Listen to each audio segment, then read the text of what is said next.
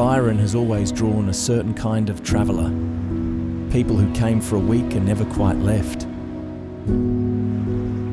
Seekers, wanderers, people chasing something simpler. Nature, connection, themselves.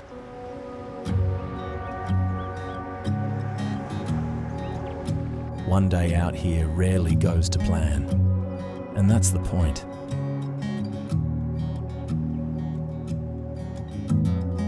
When we designed the Byron, we built it for people who don't sit still, light enough to carry anywhere, rigid enough to perform everywhere. Byron is for the wanderers, the ones who need nature the way others need coffee, who find themselves most at home on the water, in the forest, at a table with good people. We named it Byron for a reason, because it isn't just a place you visit, it's a way of feeling connected to the world.